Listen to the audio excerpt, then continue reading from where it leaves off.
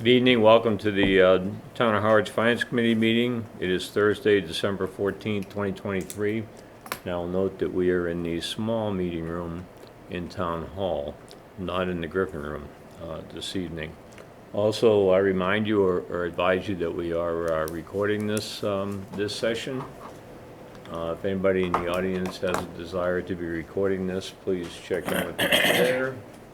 I don't see anybody with that desire, so we will call the meeting to order. I will note that we have a quorum here this evening, and I'll just note Mark Kelleher is here, Dan Twerk is here, Bob McCree is here, Mark Amarez, and myself. So we have 5 of our committee members here, which constitutes a quorum. First item on the agenda, you all set?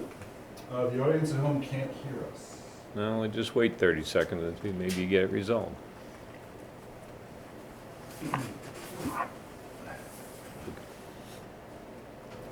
All right. Maybe they don't want to hear us.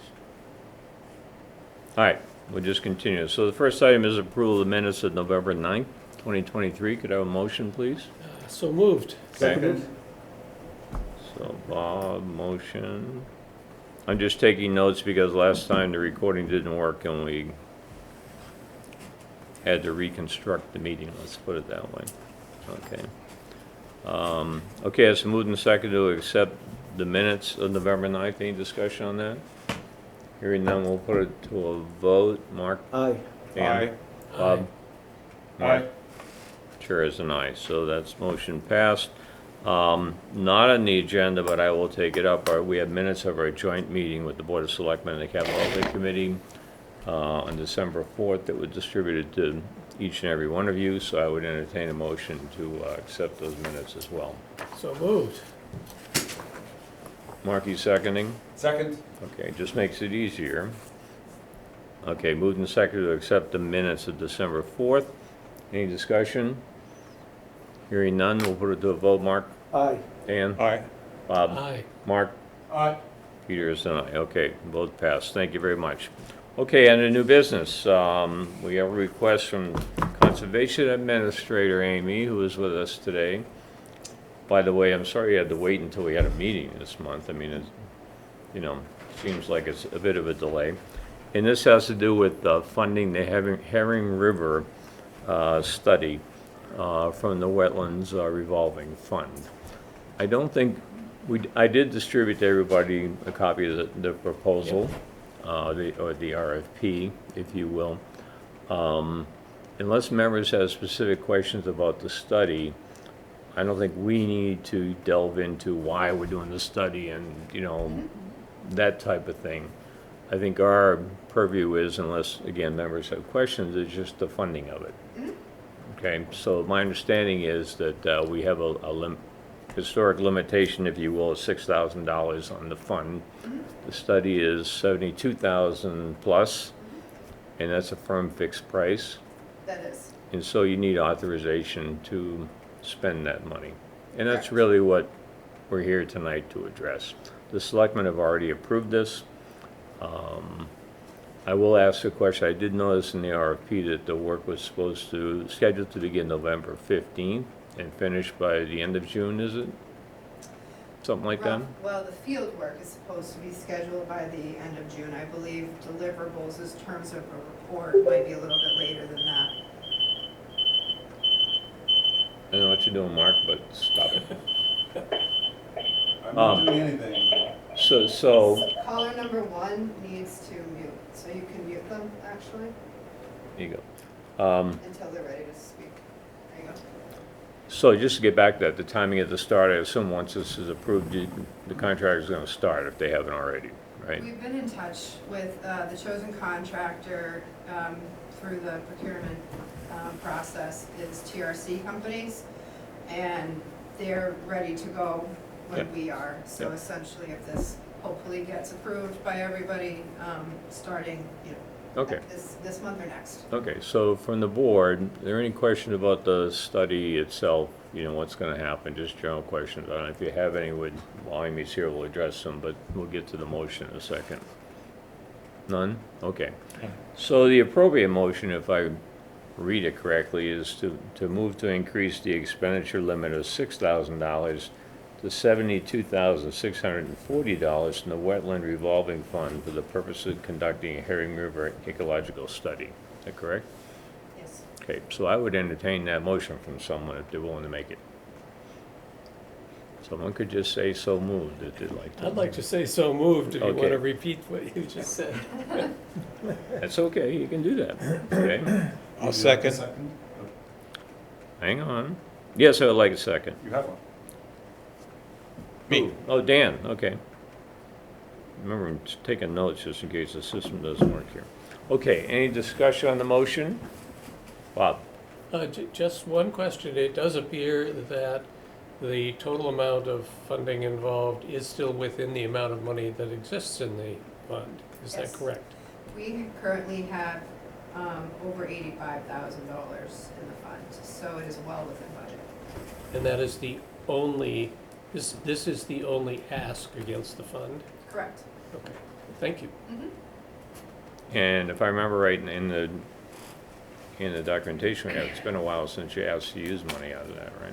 I don't believe we've ever asked, I don't think we've ever used over 6,000 in a given year.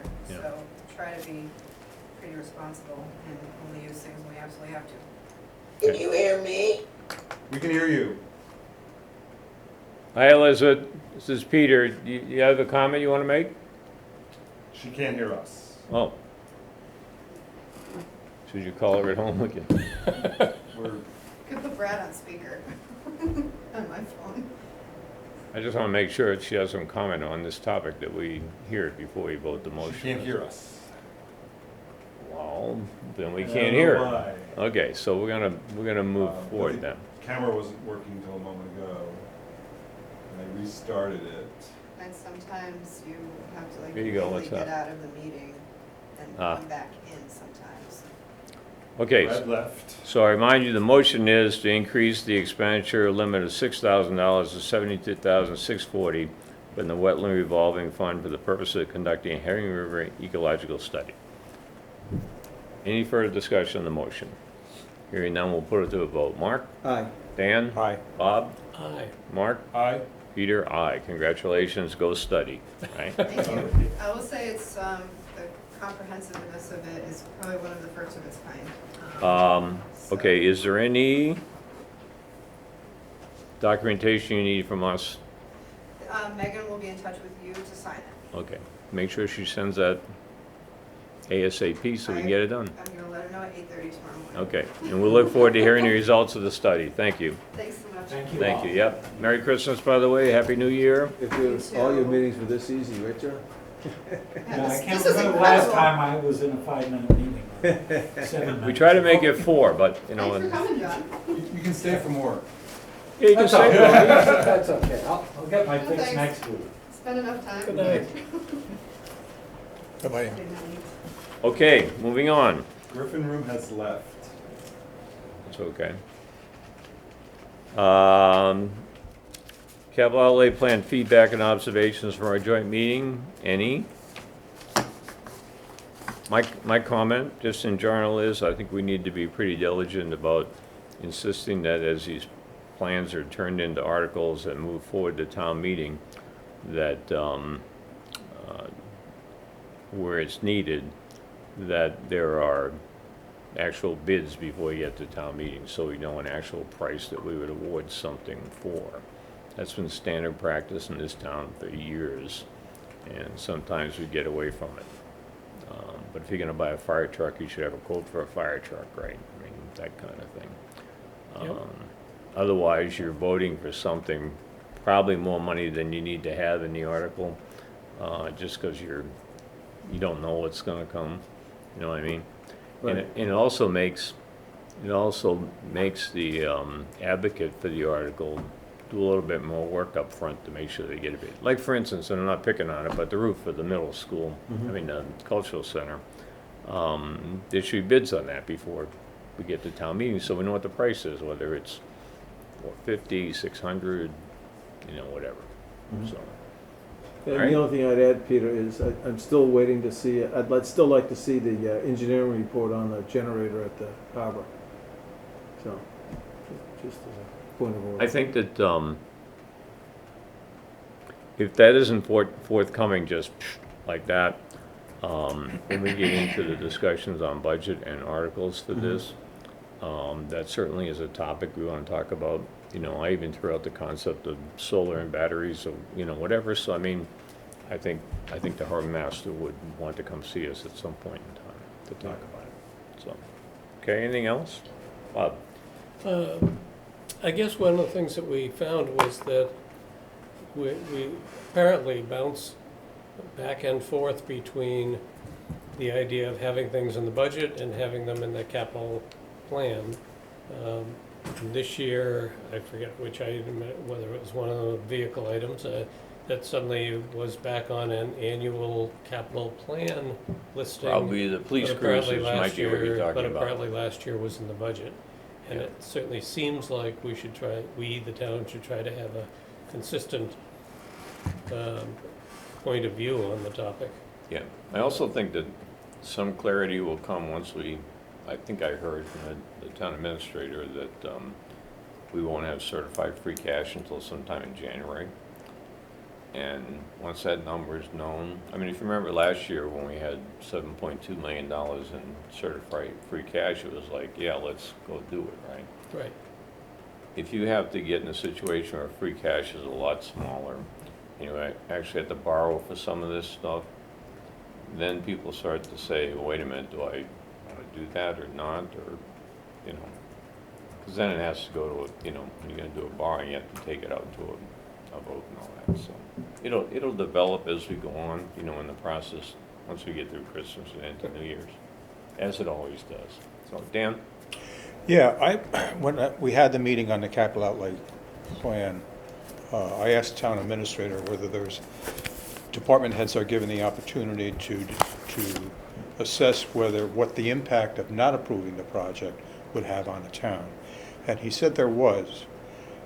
I didn't pursue it any further, but in thinking about that, I'm thinking more so of, instead of the potential impact, I would rephrase the question and say, are department heads given the opportunity to assess the risk if a project does not get approved?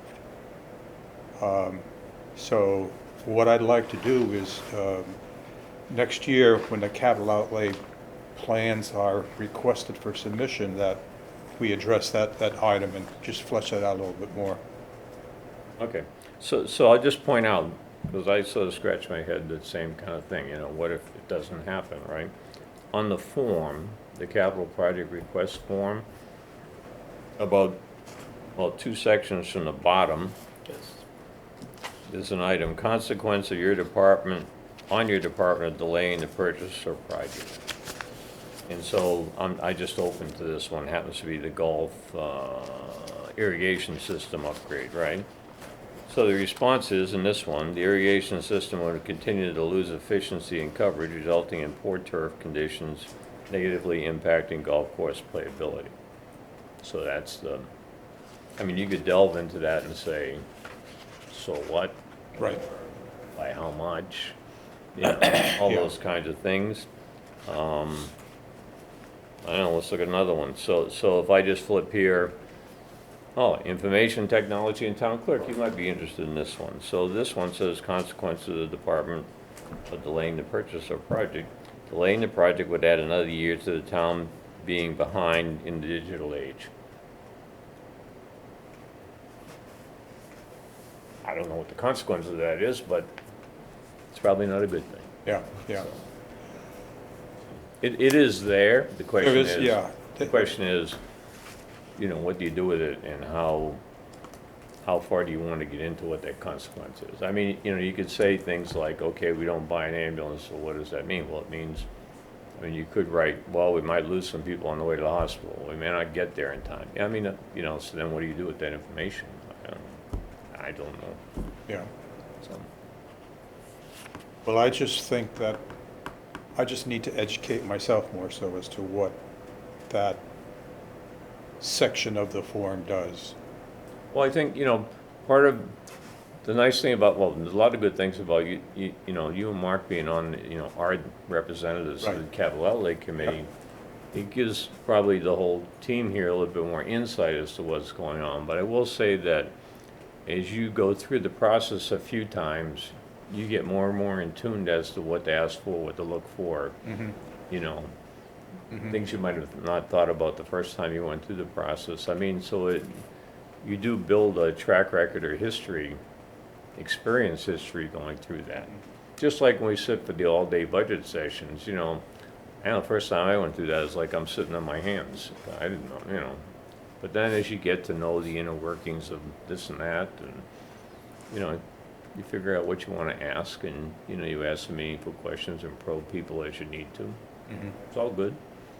It's all good. Anything else?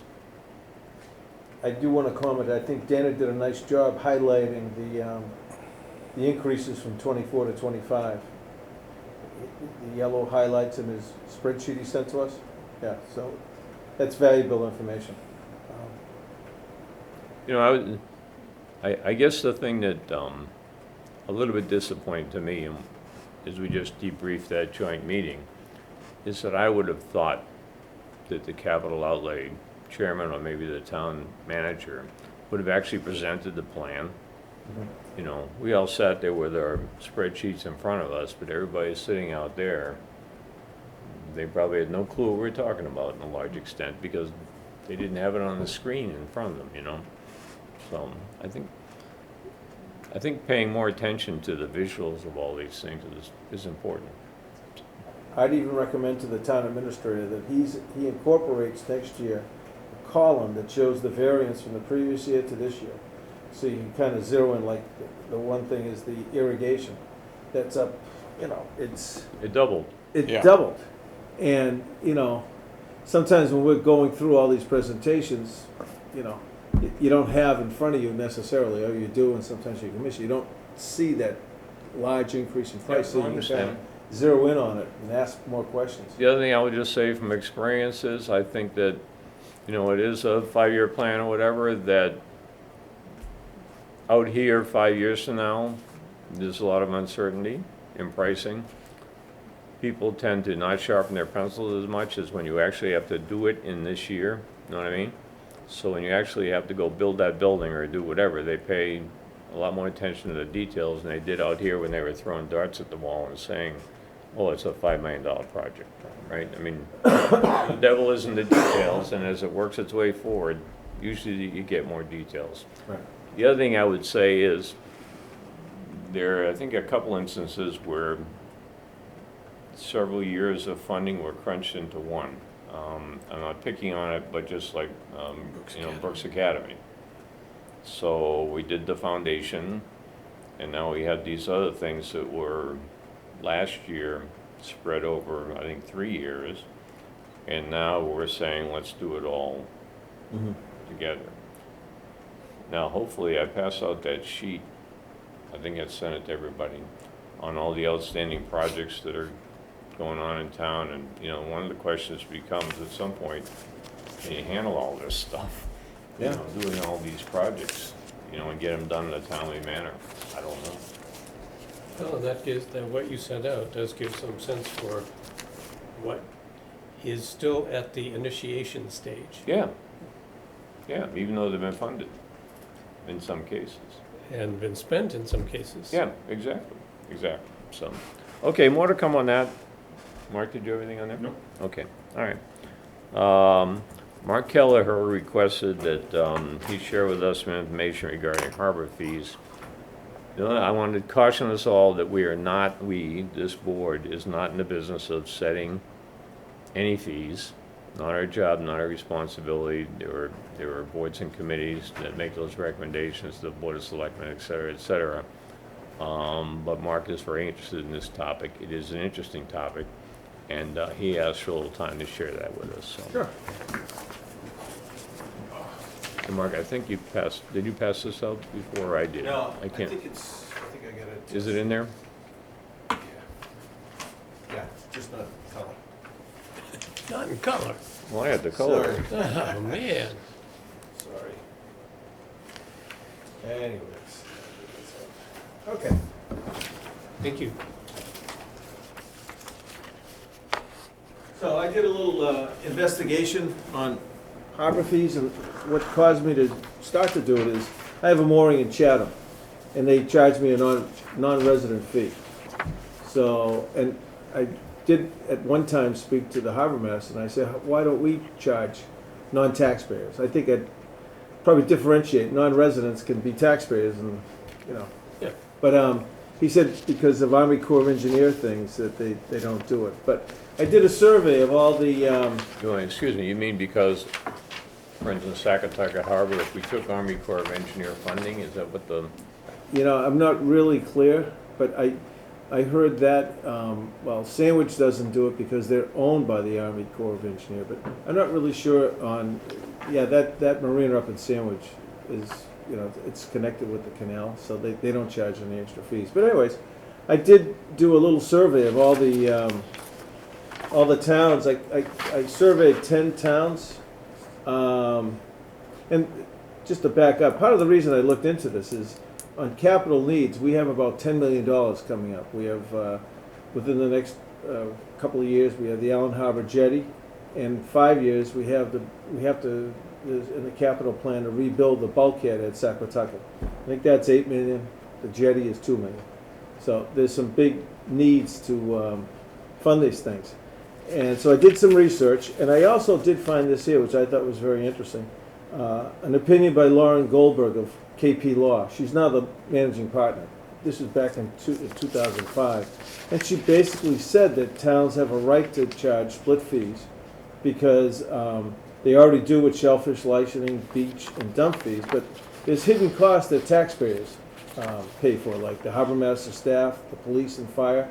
So she basically gave a legal opinion that you can charge split fees. So on the spreadsheet you can see,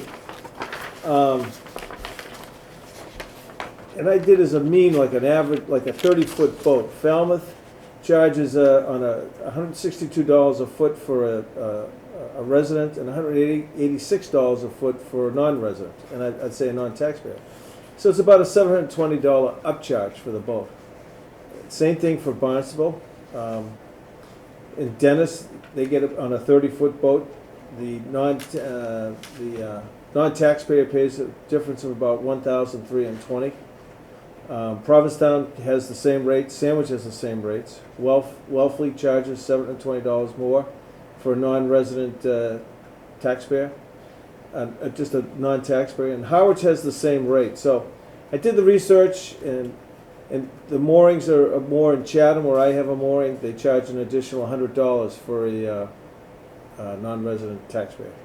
So I did the research because, and I sent it to the harbor master. I haven't followed up with him, but it's something. It's a way to raise revenue to pay for some of these capital expenses. And from what I learned from talking to some people, it's not out of a 30-foot mean average length of a boat is kind of the average length. So you can see that there's, you could perhaps pick up $500 to $600 to $700 more for a non-taxpayer for their slips, which would, we wouldn't determine where that goes, but I would imagine that could be set aside to do that Saquatucket bulkhead. So I did that research. It's, I've presented it to you. I sent it to John Rendon, the harbor master. I haven't followed up. And the only other thing I did on the last page in your handout is Allen Harbor. Allen Harbor has a $2 million jetty reconstruction coming up within the next 2 or 3 years.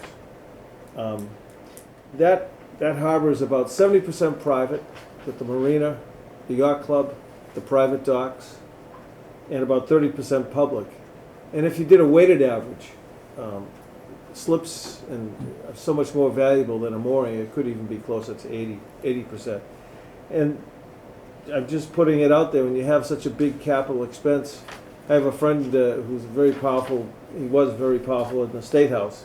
He's going to do some research of if there's any possibility of doing a public-private joint venture. In other words, some of these entities paying for some of this, because Allen Harbor, 70 to 80% of it is for private use, so.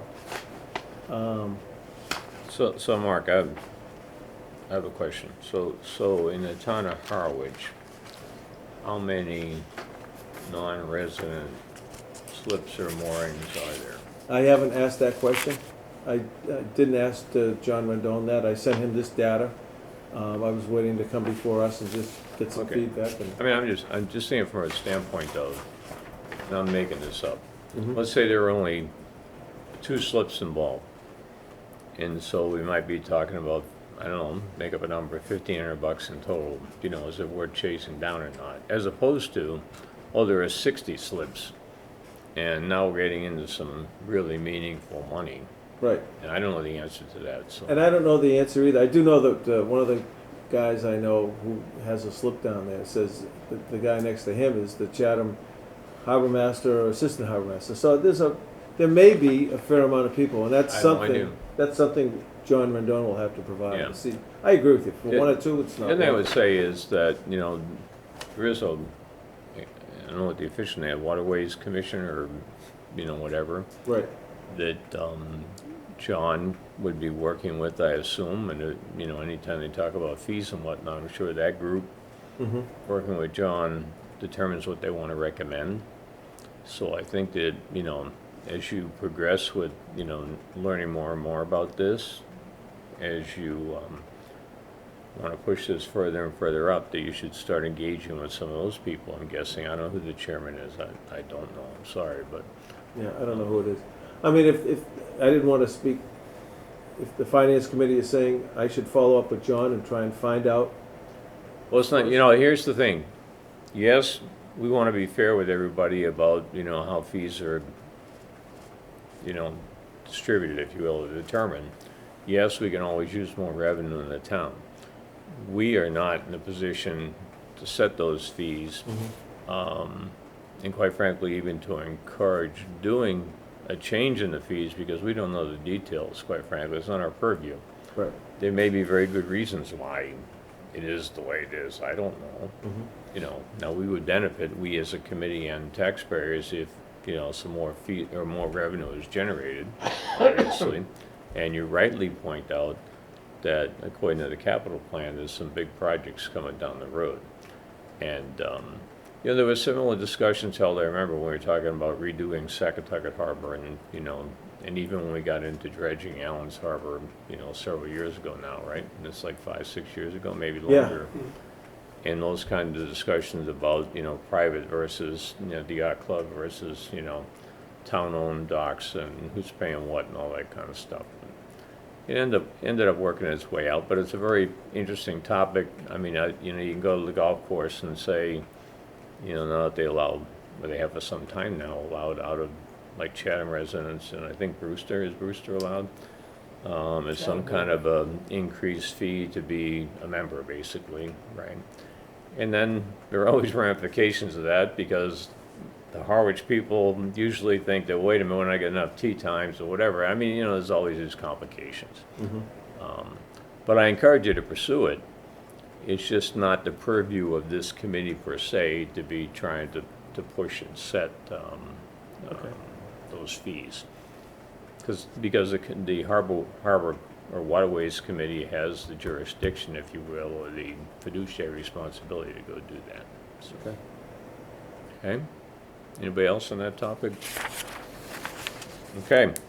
All right.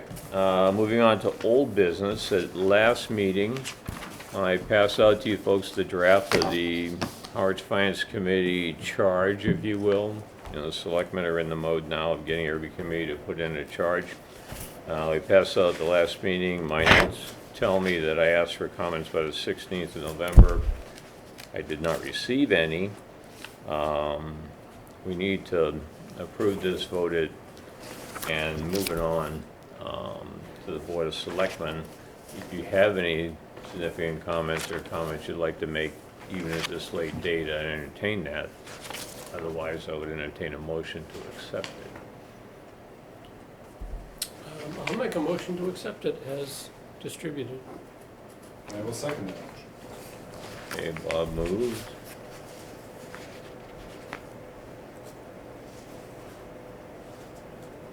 Okay, so moved and seconded to, I will say approve the Harwich Finance Committee charge, which is at the moment is labeled as draft October 27, 2023. Any discussion on that motion? Hearing none, we'll put it to a vote. Mark? Aye. Dan? Aye. Bob? Aye. Mark? Aye. Peter is an aye. Okay, thank you. By the way, when I take it from draft to the final, I will be at the very end of it putting approved by the Finance Committee on this date, just so it's clear. Okay? So we all know. All right. Mark, you and I chatted about FinCom email addresses. I don't know if you have anything you want or need to share with anybody. The chairman's town email address is requested. I already have a town email address. If someone else needs a town email address, we could forward that request to the town IT director. Does anybody have an email address from the town? I don't, sometimes. As far as I know.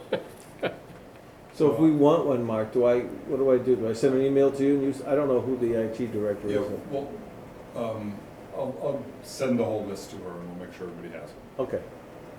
Yeah, it's the best thing. Yeah. Okay. All right. Now we're down to other. Any other? Do we have any idea when we're gonna have that all-day meeting in January? Is that usually a specific date in January, or are we waiting to have it determined? Well, okay, so what has to happen is the budgets all have to be submitted.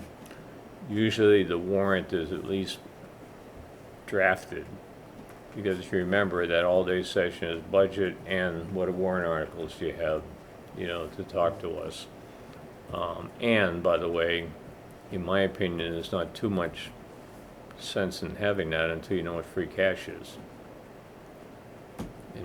I mean, if free cash ends up being really tight, then you really, really have to pay attention to the numbers, because, you lose your wiggle room, so to speak. So I don't know what the answer to that is. Did we do it in January last year, or did it flop into February? I don't remember.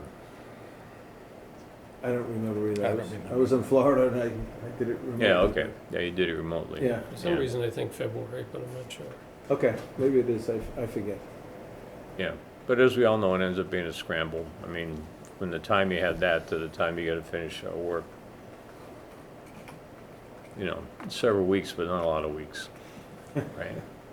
The other thing this year is I'd like to, I know Dana in the past was delighted in writing up our opinions or whatever. They go into the warrant. We always seem to do that at the very last minute. I would think that maybe going forward, as we vote anything, that as we vote it, we actually vote also a rationale or, reasoning or whatever, or opinion or whatever it is we have to go with it.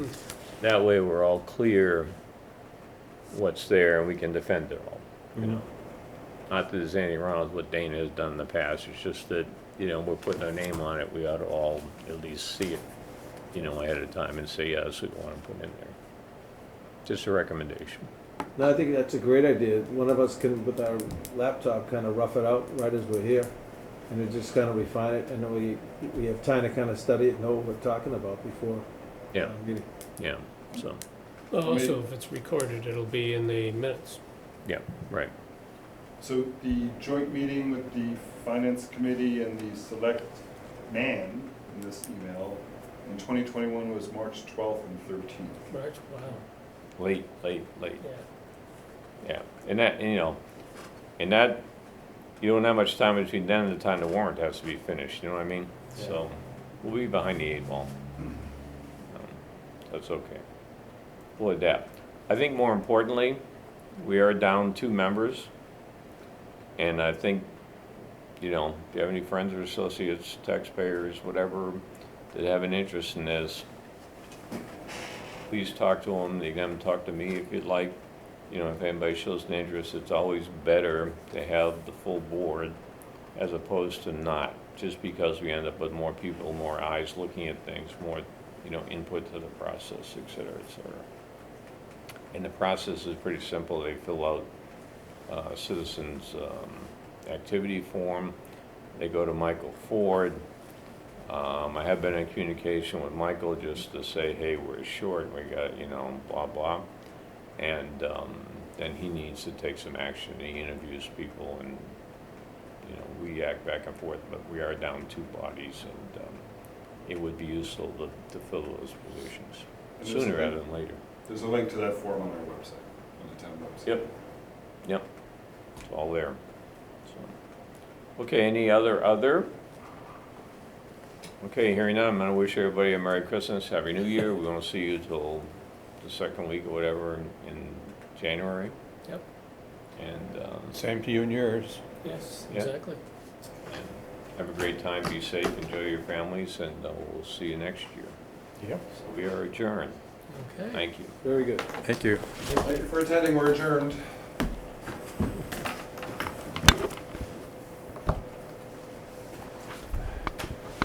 Do we know who Micah was? No. Know who C was? Caller 2, Color 2. we hit stop. Actually, it's kind of So, scary. Peter, did you write this draft down? What's that? Did you compose this? Yes. Oh, okay. I wasn't sure, I mean, I got it from you, but I wasn't sure where it originated. Okay, so